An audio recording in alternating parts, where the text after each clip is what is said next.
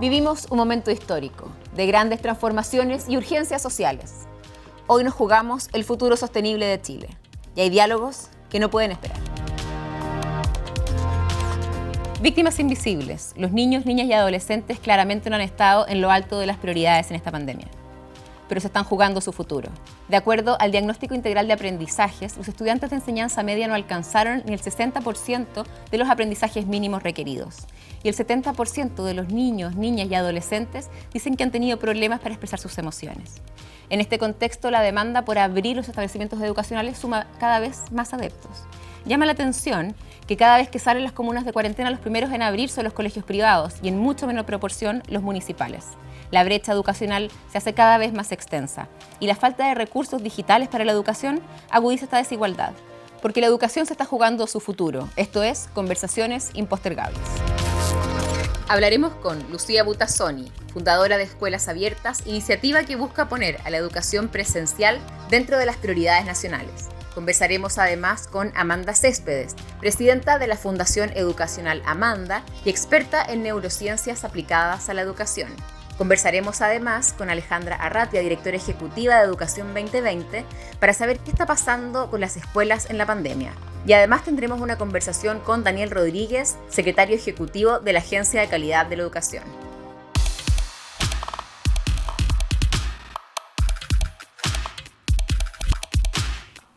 Hola Daniel, un gusto tenerte acá. Hola Antonio, muchas gracias. Bienvenido. Bueno, la Agencia de Calidad de la Educación dio a conocer recientemente un diagnóstico integral del aprendizaje con cifras bien preocupantes. Se habla de que de los estudiantes de enseñanza media, el 60% no ha obtenido los aprendizajes mínimos y que el 70% de las niñas, niños y adolescentes dicen que han tenido dificultades para expresar sus emociones. ¿Cuál es el costo que están evaluando ustedes hoy día de esta falta de aprendizajes para estos niños, el costo futuro? A ver, distintas organizaciones internacionales, de hecho el mismo secretario general de la ONU habló de una tragedia generacional, de un daño en el fondo muy significativo, no solo por la parte de aprendizaje y socioemocional como es la que nosotros hemos medido, sino también todas las otras aristas que tiene el proceso educacional y el rol que cumple la escuela en la sociedad. Haber suspendido esa instancia es gravísimo y las dimensiones del daño no las estamos midiendo bien ahora y las vamos a seguir viendo por mucho tiempo más y no las conocemos en realidad. Entonces, el efecto nocivo tenemos que, o sea, no podemos cansarnos en insistir en que cada día perdido es realmente grave. Y ¿Pero es reversible esto, Daniel? ¿O se trata de una generación perdida, como decían? No, yo creo que las dos cosas son compatibles. O sea, yo no sé si es reversible en el sentido de no es posible recuperar para muchos estudiantes lo que están perdiendo, sobre todo en el caso de Chile, que ha sido tan sumamente extendida la suspensión. Yo creo que hay cosas que no van a ser recuperables por un tema de los instantes cognitivos en los que están ellos para poder aprender las distintas cosas y también el hecho que una vez que se retome la normalidad, no es que uno pueda ponerse al día, entre comillas, claro. Fácilmente, lo comentábamos hace un tiempo en otra instancia, que cuando uno se pone al día, normalmente uno es el único que falta y que usa uno el cuaderno del compañero. Claro. Y uno puede estar fuera un mes, puede ser, o quizás más.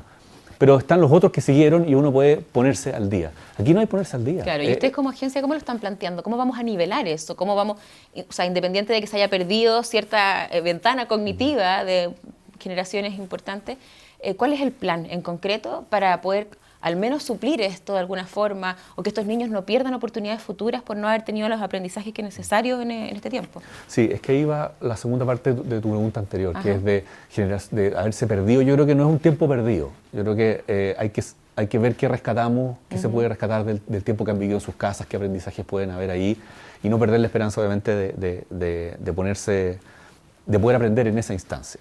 Pero ahora, respecto a tu segunda pregunta de qué podemos hacer, yo creo que es súper importante investigar. Las universidades, los académicos están efectivamente preocupados de esto, pero uno no ve que estén, o no sé si están efectivamente dedicándose a investigar una situación tan inédita como esta. O sea, son un año y medio de desescolarización. ¿Y ustedes como agencia qué están planteando? Eso nosotros no tenemos, digamos, la capacidad de abarcar algo así y yo creo que son las universidades las que son las encargadas de realmente crear conocimiento nuevo, investigar y poder saber, bueno, cuál es la mejor salida de esto, porque no hay recetas anteriores.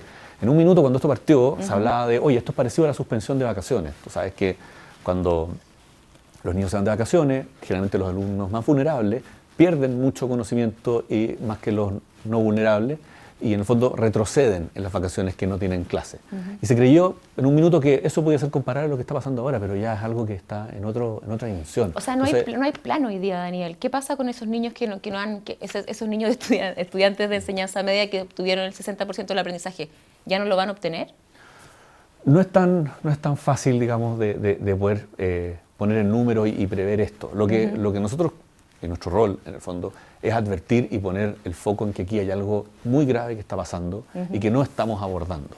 Evidentemente, el Ministerio de Educación ha hecho todos los esfuerzos para poder suplir la ausencia de clases presenciales mediante otras vías, como la educación remota y la educación digital. Hay varias iniciativas, el canal de televisión que se montó para eso, el Aprendo en Línea, que es un sitio súper potente de material, pero siempre manteniendo la claridad de que la educación remota es un mal sucedáneo de la educación presencial. Entonces, yo creo que lo que ha impulsado el ministro es muy claro, es decir, la solución para este problema es una, que es el retorno a clases presenciales, obviamente en la medida de lo posible y en la medida que las condiciones lo permitan. Y si no podemos instalar esa urgencia, yo creo que todos los problemas son secundarios, hasta poder resolver eso. Y pensando más en el largo plazo, también la pandemia ha dejado en claro las brechas, por ejemplo, educacionales, el tema de la digitalización. O sea, me imagino que la educación digital llegó para quedarse de alguna manera en ciertas herramientas, pero hay niños que nunca van a tener acceso a eso, que al menos hasta ahora no lo han tenido en un año y medio de pandemia. Y también, ¿qué pasa con las otras habilidades del siglo XXI? Pensamiento crítico, resolución de problemas.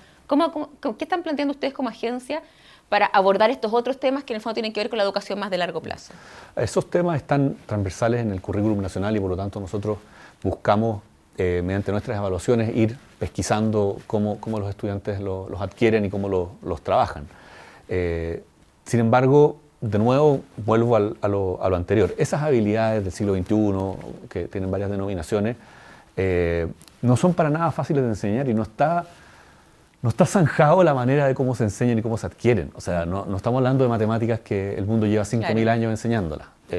O la lectura, cientos de miles de años enseñándola. Esto es distinto. Enseñar pensamiento crítico, cómo se mide, cómo se evalúa, cómo se genera un trabajo en equipo para que eso ocurra, o es individual, es una clase lectiva, o son experiencias, es aprendizaje basado en proyectos, o un aprendizaje más autónomo. No sabemos. Y por lo tanto, eso adiciona una presión nueva a volver por lo menos a las condiciones de normalidad de lo que sí sabemos hacer, que es la educación, digamos, formal en la escuela, y se convierte en un desafío que tenemos que poner un poco en un segundo plano antes de volver antes de poder abordarlo, volver a la situación de, entre comillas, normalidad, porque la escuela cumple, y te lo decía un poco al principio, cumple un rol mucho más allá que solo el de educar. Cumple el de contener, también el de alimentar. Ojo, la JUNAEB opera a través de ahí, también hay un tema de salud, salud mental, salud física, tanto el tema de los dentistas, los oculistas, todo eso ocurre en la escuela a través de distintos programas, por ejemplo, de JUNAEB. Y así miles de otras prestaciones sociales que ocurren a través de la escuela. Entonces, también es importante poner la urgencia en esos otros ámbitos. Sí, y hay una cosa muy fundamental, que yo creo que algo hay que aprender también de los procesos políticos que estamos viviendo como país. Cuando los niños cruzan el umbral de la escuela, son todos iguales.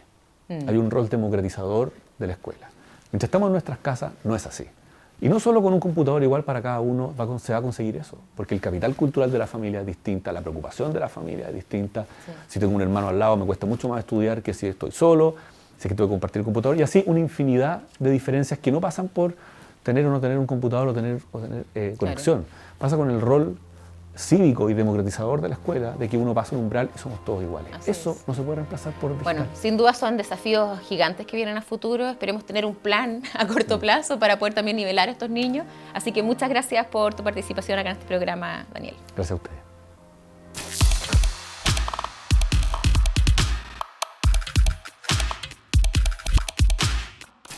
Hola Alejandra, bienvenida, muchas gracias por venir.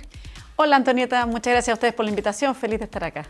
Ustedes, como Educación 2020, junto a América Solidaria y la UNICEF, realizaron un diagnóstico participativo para evaluar qué es lo que estaba pasando hoy día con las escuelas en la pandemia. Y realizaron también una serie de propuestas. Sí. ¿Cuál de todas las cosas que ustedes observaron dentro de este diagnóstico fueron las que te llamaron más la atención, lo más sorpresivo, o estos como puntos ciegos que a veces se esconden detrás de las grandes estadísticas? Mira, este fue un proceso de diagnóstico que se construyó participativamente en base a distintas líneas de trabajo. Conversamos con estudiantes jóvenes a lo largo del país, en todas las regiones, con apoderados, con profesores, asistentes de la educación, educadoras de párvulo, y tuvimos una mesa multisectorial. Y a través de todas esas líneas fuimos haciendo este diagnóstico que tú dices. Te diría que el punto ciego quizás que nos llamó más la atención o que sentimos que no era tan visible antes en la conversación es el tema de la necesidad de construir confianza. La necesidad de construir confianza, de empatizar entre los distintos actores, de generar espacios de participación, de modo tal que las personas sientan que sus inquietudes y sus preocupaciones al afrontar la pandemia son escuchadas, son acogidas, y la escuela de alguna manera se puede hacer cargo de ellas. No te digo hacerse cargo para resolverlas todas, pero sí al menos para que las entiendan y me las recojan, ¿no? Y probablemente debe haber sido como algo que estaba desde antes de la pandemia, esta falta de confianza, ¿no? Sí. ¿O se ha agudizado? Yo te diría que se ha agudizado, porque, bueno, por algo bien más o menos natural, y quizás todas las personas que nos van a escuchar van a entenderlo también, que es que cuando estamos en situaciones de incertidumbre, como las que genera la pandemia, de alguna manera nuestros niveles de tolerancia a lo incierto, como a esa misma incertidumbre bajan, ¿no? Y estamos más inquietos, más preocupados, la sensación de que no controlamos lo que va a pasar es algo que nos inquieta, bueno, a los seres humanos, la verdad. Sí. Entonces, en ese contexto, sentimos que recogimos de todos los actores la necesidad de ser escuchados y de que sus legítimas inquietudes puedan ser acogidas, aunque sea acogerlas para decir, mira, esto no lo podemos abordar completamente, pero lo vamos a abordar de esta y de esta manera, de alguna manera que sean entendidas, ¿no? Uno de los temas también que ustedes plantean en este documento es la apatía, la falta de motivación de los niños, niñas y adolescentes. Sí. ¿Qué se propone para revertir esa apatía hoy día? Sí. Que todos la vemos probablemente en nuestras casas, con los niños que no se quieren conectar muchas de esas cosas. Sí, esta es una sensación súper dura, bueno, yo diría para todos. Nuevamente estamos en una situación que es difícil para todos, pero para los niños, niñas, jóvenes, hemos visto bastante que tiene un impacto muy fuerte en su desarrollo socioemocional. Y eso se traduce en esta falta de motivación, falta de interés por hacer las cosas. Probablemente también hemos visto, y a muchas personas les va a resonar, se ha visto más irritabilidad de parte de los niños. ¿Y qué se propone? Se propone abordar muy explícitamente el tema del desarrollo socioemocional y en ese sentido reforzar el acompañamiento a los establecimientos educacionales y en el fondo como a nivel como más global, darle más énfasis a todo lo que tiene que ver con el desarrollo socioemocional. En ese sentido, la escuela tiene un rol súper importante desde la perspectiva de los aprendizajes, quizás los aprendizajes como más clásicos que hemos conocido, ¿no? Lenguaje, matemáticas, ciencia. Claro. Pero en este contexto se enfatiza especialmente la importancia de relevar los aprendizajes del ámbito socioemocional. Ustedes también recogen el tema de cómo ha aumentado la brecha, el tema de las conexiones online también, que para muchos es muy complicado porque no tienen internet o no tienen los computadores. El tema socioemocional, el sedentarismo también, que es grave. ¿Creen ustedes que hay falta también, llevamos un año y medio de pandemia, hay una falta del Ministerio de Educación para hacerse cargo a tiempo de estos temas? Mira, nosotros creemos que no tan solo el Ministerio, lamentablemente, sino que el gobierno en general ha tenido una actitud como muy como temerosa o muy resistente a ser más decidido en los apoyos que se le dan a los establecimientos educacionales en los distintos ámbitos. Lo hemos visto quizás estaba más en el debate público el tema de los apoyos, por ejemplo, en términos de situación socioeconómica para las familias, ¿no? El tema del IFE universal, toda esa conversación que ha habido. Sí. Pero desde la perspectiva de las escuelas también ha faltado. De hecho, hace poco... Ha faltado poner en el fondo el foco en la educación como algo prioritario dentro del país. Te diría que dos grandes temas. Por un lado, en términos de recursos económicos, el tema, que la escuela pueda organizarse para poder abordar los desafíos que implica la pandemia en términos de elementos de protección personal, en términos de infraestructura, implica costos, eso tiene un costo, ¿no? Y ha faltado. De hecho, hay un reporte de la OECD que salió hace poco, ahora en el contexto de pandemia, Y la OECD hace un análisis de todos los países del mundo, cuánto se han invertido en los distintos países y a qué se han dedicado los recursos adicionales. Y hay solo 3 países del mundo que no han dedicado recursos adicionales, y Chile es uno de esos 3 países. Cosa que claramente te da cuenta de que no ha habido una prioridad en términos de ponerle recursos, y eso a nosotros nos parece preocupante. Las autoridades señalan, y probablemente efectivamente eso es así, que se ha permitido flexibilizar el uso de otros recursos. Y sí, eso sin duda puede ser positivo, pero necesitamos más recursos. Y por otro lado, déjame solo para terminar una idea, y por otro lado, lo otro que ha faltado decisión y priorizar la educación es que en el fondo, no hemos tenido una política en que lo primero que se abra y lo último que se cierra sean las escuelas. Sí. Entonces, lo que hemos visto es que se abren las escuelas, pero también se abren, no sé, por los malls, los casinos, los restaurantes, y quisiéramos tener una prioridad más clara en términos de que las escuelas, los liceos, los establecimientos educacionales son lo primero que abren. Se está apostando mucho a la presencialidad, al regreso a las clases presenciales, sí, que hemos visto que es muy importante. Pero ¿qué tipo de escuelas deberíamos volver después de la pandemia? Sí. ¿Cuál es la escuela? ¿La misma que la del 2019? No, no va a ser la misma, sin lugar a dudas. Mira, ahí, por un lado, claro, se está apostando mucho ahí, y yo creo que es fundamental que podamos entender que eso hay que complementarlo con otro tipo de apoyos que vamos a tener igual a las clases a distancia, porque por un tiempo indeterminado todavía, probablemente, bueno, todo este año, quizás incluso el próximo, vamos a tener que tener clases que vamos a tener un grupo de estudiantes que no va a poder ir, claro, por razones de salud, o porque surgió un caso en el curso y tuvimos que suspender, o porque, bueno, la variante Delta, bueno, vamos a tener un tiempo complejo. Entonces, mientras se mantenga en la situación sanitaria, vamos a tener que poder hacer clases tanto presenciales como a distancia. Pero además, después, cuando volvamos, no vamos a volver a la misma escuela. Sí. Y la gran pregunta es cómo repensamos la educación luego de todo esto que hemos vivido. Muchas gracias, Alejandra, por compartir este diagnóstico de la situación que están pasando hoy día niños, niñas y adolescentes, el tema de la educación. Vamos a seguir de cerca este debate. Muchas gracias. Muchas gracias a ustedes por la invitación y felices de seguir conversando.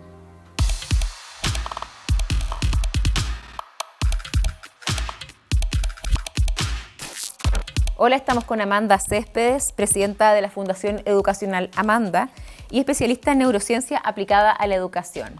Hola, Amanda, un gusto tenerte hoy día con nosotros. Encantada, Antonieta, muchas gracias por esta invitación y poder participar en esta importante vía de llegada al público. Bueno, yo te quería preguntar, quería partir porque la pandemia ha cambiado varios paradigmas y nos ha enfrentado a nuevos desafíos. Y hay algunos de ellos que veníamos chuteando hace rato, entre ellos la educación. ¿Qué cambios crees tú que aceleraba la pandemia en el ámbito educativo? A ver, la verdad es que yo anhelaba un receso hasta antes del 2019, ¿no?, que permitiera que los actores educacionales nos sentáramos a repensar la educación y a diseñar un nuevo modelo, acorde a las necesidades del país en este siglo. Y yo siempre decía que ganas de parar la educación un año y ponernos a pensar. Y llegó esta pandemia y nos detuvo más de un año. Y en esa perspectiva yo siento que se ha hecho poco, que habría que haber pensado mucho más, habría que haber tenido más instancias reflexivas que permitieran dar un paso valiente, un paso atrevido a un cambio de modelo. ¿Y por qué no ha pasado eso, Amanda? Estamos en el mismo modelo, porque la verdad es que las instituciones tardan mucho en cambiar y son muy reacias a cambiar, porque los cambios, para ser verdaderos cambios, tienen que ser radicales, tienen que apuntar a fenómenos de base, ¿no?, que los cambien y que los acomoden a los tiempos que se están viviendo. Y a la institución salud, a la institución educación, a la institución justicia, le cuesta enormemente dar este paso. Y yo diría que eso es lo que hemos visto, ¿no? Ha habido temor, tanto a nivel ministerial como a nivel de las direcciones de escuela, de colegio. En tu libro, La rebelión de la mente, planteas que la evidencia científica de la neurociencia hoy nos entrega más claves sobre cómo funciona el cerebro de los niños y que es necesario ocupar ese conocimiento, esa información para modelar de nuevo la educación, para plantear de nuevo la educación. ¿Qué es lo que veníamos haciendo mal? Básicamente, el error que se cometió y que se ha mantenido durante bastantes décadas ha sido poner el énfasis en lo instruccional, que le da sentido a lo académico, ¿no? Y lo académico que se afirma a su vez en lo cognitivo. Por lo tanto, este matrimonio de a tres, ¿no?, lo cognitivo, lo académico, ¿no?, y lo instruccional, han funcionado aparentemente muy bien, pero posiblemente son los responsables de grandes fracasos en el ámbito educacional. Eso es lo que se ha venido haciendo. Y sin embargo, desde el modelo de neurociencias, desde el modelo del conocimiento del cerebro infantil, este cerebro maravilloso, increíble, ¿no? Prodigioso, crece y se desarrolla y actualiza su potencial cognitivo, emocional, social y espiritual de manera integral. Y por lo tanto, la educación debiera apuntar a estos 4 ámbitos también de manera simultánea, ¿no? De manera integral, no postergando unos para hipertrofiar otros. Y lo que se hizo fue precisamente hipertrofiar lo cognitivo. Hoy existe bastante preocupación por la pérdida de aprendizajes en varios de los estudiantes. Según las últimas mediciones, los estudiantes de enseñanza media, por ejemplo, no han alcanzado ni el 60% de los aprendizajes mínimos. En vista de lo importante que es, además de lo cognitivo, lo emocional, ¿es tan grave el tema aprendizaje o deberíamos poner el foco mucho más en lo emocional? A ver, son las dos cosas. Lo primero es que la pandemia no ha agravado nada. La pandemia ha visibilizado un fenómeno que ya venía desde hacía mucho tiempo. Las desigualdades enormes en educación y la falta de políticas públicas acordes a las necesidades del grueso de la población, niños rurales, niños de sectores de altísima vulnerabilidad social. Esto venía desde hace ya mucho tiempo.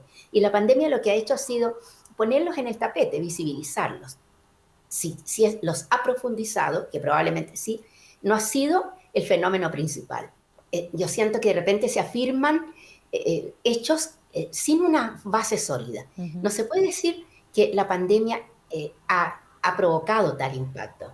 La pandemia lo que ha hecho ha sido acentuar las desigualdades, acentuar las enormes diferencias. Por ejemplo, niños rurales en distintos territorios rurales de Chile que tienen 0 acceso a conectividad. Y por lo tanto, esos niños han estado absolutamente sin clases. En cambio, niños de colegios privados que tienen muy buena formación en estos colegios privados, no les ha afectado prácticamente nada. Todo lo contrario. De hecho, ayer me parece en el Mercurio salía que los alumnos de primer año de universidad muestran que están perfectamente preparados. ¿Pero quiénes? ¿Qué alumnos de universidad? ¿Verdad? Esa sería la pregunta que habría que hacerse. Pasa lo mismo con alumnos de la educación técnico-profesional, de los institutos técnicos, que llegan muchas veces con enormes falencias de formación. Entonces, yo diría que es allí donde hay que poner la mirada, ¿no? Estamos frente a una desigualdad que se ha hecho muy evidente, que saltó a la palestra, ¿no? Y de ella nos tenemos que hacer cargo. Amanda, ¿y qué propuestas concretas hacen ustedes para abordar esta realidad? Para poder, de alguna manera, nivelar a estos niños, no solamente en lo cognitivo, sino también en lo social, en lo emocional que tú mencionas. Sí, la educación hoy día enfrenta 2 grandes desafíos. Un desafío de plazo inmediato y de mediano plazo, que es reparar las heridas emocionales con las cuales van a llegar los niños a las escuelas, a las clases presenciales, y que probablemente van a mostrar una mayor acentuación del déficit en aprendizajes debido a lo emocional, ¿no? Ese es como el gran desafío. Yo digo, en este momento lo académico es secundario, lo que es más importante es lo socioemocional. Pero luego hay un desafío más a largo plazo y que es cómo mejorar la educación después de estos largos meses en que los chicos no han estado en las escuelas. Y allí nosotros en Fundación Educacional Amanda tenemos muy claro el panorama. Nosotros sostenemos que los alumnos antes de los 10 años deben recibir una óptima formación en habilidades de escolarización, lo que hasta la fecha no se ha hecho. Y por eso estos alumnos pasan al segundo ciclo básico y luego a la enseñanza media con grandes falencias. ¿Y cuáles serían esas habilidades, Amanda? Claro, son por lo menos 10 habilidades fundamentales. Leer con comprensión, tener una lectura crítica, tener una lectura creativa, tener pensamiento crítico, dominar las matemáticas desde la aproximación a la resolución de problemas reales, ¿no? Y no tanto, como se pone el énfasis en muchos colegios, a la operatoria, porque la operatoria hoy día la hace las calculadoras que están en todas partes, en el celular, en el computador, ¿verdad? Pero sí es fundamental aproximación a la resolución de problemas. Y eso es saber pensar. ¿no? Luego está un tema extraordinariamente importante que es la expresión oral y escrita, ¿no? Las formas que hay de acercarse comunicativamente a las personas a través de la expresión oral. Y esa es la nueva educación que necesitamos. Yo digo, necesitamos 3 aspectos. 1, pensamiento crítico, ¿no? 2, resiliencia, y 3, creatividad. Y luego están las habilidades para escolarizarse exitosamente. Claro, y toda una discusión sobre a qué escuela vamos a volver cuando volvamos a clases presenciales. ¿Está el horno para bollos hoy día para hacer estos cambios importantes que tenemos que hacer en la educación? En primer lugar, creo que todos los actores educacionales tenemos que admitir que estos cambios tienen que ser graduales y que probablemente se van a llegar a realizar por completo entre 2 a 3 décadas más adelante. Es decir, no pueden ser cambios inmediatos. Pero lo que sí es inmediato es comenzarlos. Porque si estamos pensando 30 años más, no tenemos apuro en empezarlos, pero hay mucho apuro, ¿no? Hay verdadera prisa por hacerlo y que esto se exprese en 30 años más, ¿no? Eso es lo primero que tenemos que hacer. Es una propuesta a muy largo plazo, son 30 años, pero ¿qué pasa hoy día con los niños que están saliendo de los colegios, estudiando hoy día en la educación básica, en la educación media? ¿Se puede hablar de una generación perdida? Yo no diría una generación perdida, diría una generación dañada, ¿no? Y una generación que va a presentar un daño que se pudo haber evitado. Por ejemplo, yo he conversado con muchos niños de colegios privados, niños de 10, 11, 12 años, que están perfectamente preparados para afrontar las clases virtuales, ¿no? Que la instrucción virtual, ¿no? que es una parte de lo que es la educación. Esos niños no van a perder nada.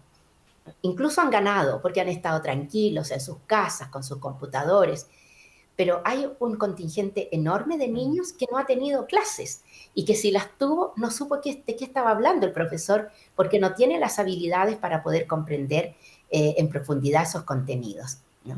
Entonces, hay diferencias y esas diferencias son las que yo siento que se omiten, se obvian. Se tiende a hablar de los niños, la educación, las escuelas, pero hay que hacer grandes diferencias territoriales, ¿no? Sociales, en fin. Y también el tema digital. El tema digital ha sido también importante y tiene que ver no solamente con las conexiones y el internet, sino con las habilidades digitales de los niños también. Tú has hablado bastante sobre eso también en investigaciones anteriores. ¿Cómo estás viendo también ese? Y tú has alertado, de hecho, de cómo la brecha se aumenta con la digitalización. ¿Cómo lo estás viendo en este proceso en particular con la pandemia? Muy seriamente, esto realmente cobró una enorme relevancia los primeros meses de la pandemia, entre marzo y junio del año pasado, ¿no? En que se decía que los alumnos tenían que utilizar distintas plataformas y tenían que hacer los trabajos y las pruebas de determinada manera, pero no había habido preparación previa, ni los alumnos, ni los profesores. Ahora, los docentes han dado muestras de una creatividad y de una resiliencia extraordinarias. Se han ido adaptando a costa de tremendos sacrificios, porque para un profesor hacer clases en la casa no es nada de fácil, sobre todo si tiene niños. Pero lo han hecho, lo han logrado con mucha creatividad, ¿no? Pero para los niños ha sido notoriamente más difícil. Había colegios que venían años utilizando plataformas digitales educativas, las TIC. Para esos niños no fue ninguna sorpresa el quedarse en casa, para nada. En cambio, había niños que ni siquiera tenían un computador, muchísimos, ¿no? Centenares de niños sin un dispositivo digital. Así es. Muchas gracias, Amanda, muy interesante, muy necesaria esta conversación. Vamos a seguir pendientes de lo que sigue ocurriendo con esto y también muy pendientes de tu libro, que entiendo lo lanzas en septiembre, La rebelión de la mente. Muchas gracias por venir. Muchas gracias a ti, Antonieta, por esta oportunidad.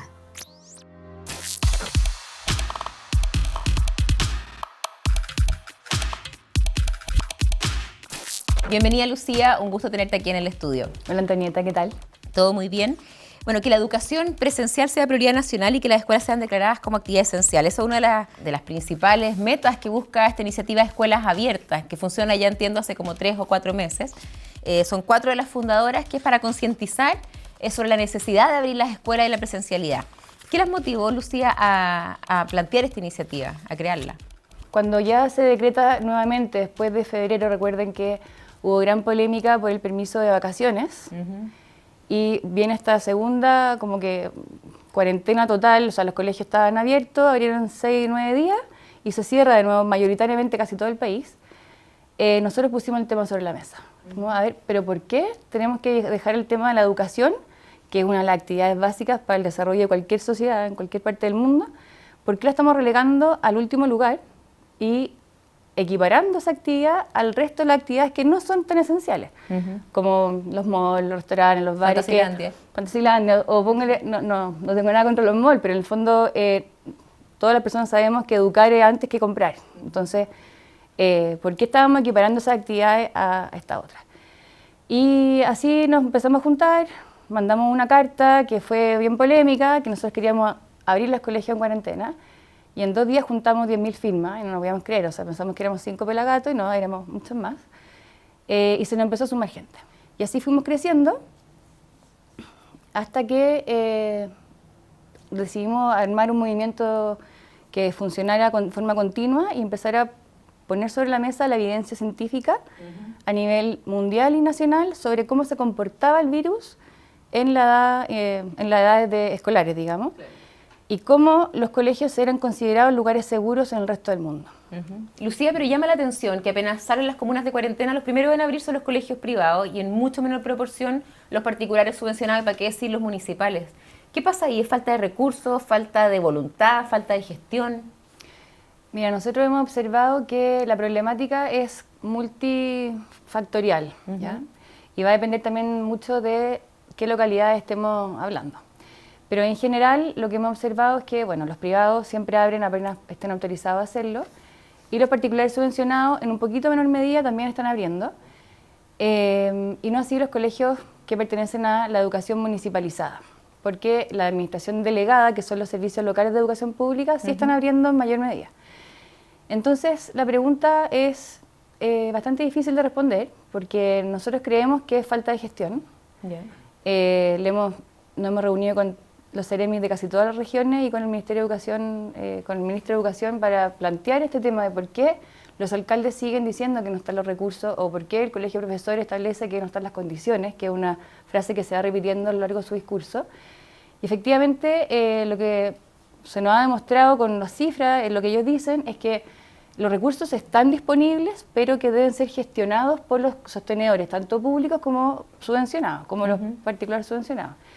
Entonces, y ahí comenzamos a observar que efectivamente los particulares subvencionados, que son gratuitos al público, que no tienen copago, es comparable con una escuela municipal que recibe el mismo exacto tipo de subvención.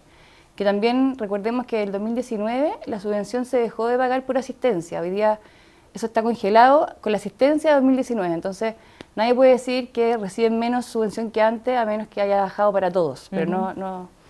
Entonces al final... O sea, están los recursos para poner mascarillas, alcohol gel, clases híbridas y todo lo que se requiere para volver a clases presenciales. Los fondos están, pero el sostenedor tiene que gestionarlo. Entonces los recursos humanos, el liderazgo, la voluntad, la disposición al trabajo, puede que no esté. Y ahí creemos que el trabajo como territorial, tanto de las comunidades como de los sostenedores y sobre todo del ministerio a nivel, digamos, regional, debe ser mucho mayor. Porque mientras las comunidades no estén empoderadas para ir a exigirle al sostenedor, y no sepan que hay un fondo de X miles de millones de pesos disponible para ser gestionado, ¿cómo vamos a ir a alegarle? Entonces, hay una información que nosotros nos encantaría que se dispusiera al público. Entonces, si la Seremi de la Sexta Región tiene 22.000 millones de pesos disponibles para ser repartidos entre sus escuelas, entonces, ¿cuáles de esas escuelas han establecido esa gestión? ¿Quiénes han postulado a los fondos? Eso sería interesante de conocer. Sí. ¿Y qué nos jugamos hoy, Lucía? ¿Qué nos estamos jugando con el no regreso a clases presenciales? O sea, ya tenemos claro que hay un tema de brechas bien importante, por lo mismo que planteábamos en un principio. Vuelven los colegios privados, no vuelven los municipales. ¿Qué otras cosas nos estamos jugando? ¿Qué están jugando los niños de hoy día? Yo, principalmente, a nosotros nos preocupa el tema de la salud mental. Creemos que hay una generación de niños que su futuro no se juega en 10 años más, se está jugando hoy, en la educación inicial de esos niños, que van desde los 0 hasta los 9 años aproximadamente, o 6 años, que no se está atendiendo. O sea, tenemos un incremento brutal de los casos de abuso infantil, ansiedad, depresión. Incluso ya en el ámbito adolescente hay un incremento bastante grave y preocupante de los intentos de suicidio. Entonces, si no somos capaces como sociedad de priorizar lo importante, por muy redundante que suene, no sé si vale la pena seguir conversando de cómo mejorar las cosas. Si en el fondo lo primero que hay que mejorar es la educación. Y efectivamente, como lo veníamos hablando antes, la pandemia vino a visibilizar esa inequidad y esa injusticia social, que antes no sabíamos mucho quién tenía el cuello de botella. Hoy día tenemos clarísimo quién lo tiene y quién no ha hecho la pega. Muchas gracias, Lucía, por esta interesante conversación. Vamos a seguir de cerca qué es lo que sigue pasando con las escuelas y si logramos finalmente abrirlas. Muchas gracias.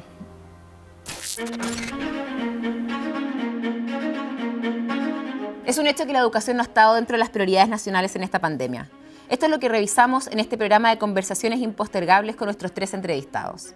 La escuela no solamente cumple un rol cognitivo, sino también social y emocional. Y en todo estamos al debe. Volver a clases presenciales se torna más urgente que nunca. Pero debemos preguntarnos, ¿a qué escuelas volveremos? Claramente no pueden ser las mismas del 2019. Tenemos que tomar lecciones, repensar la educación, ver cómo educamos y cómo además nos hacemos cargo de las cada vez más crecientes brechas educativas. Esto fue Conversaciones Impostergables.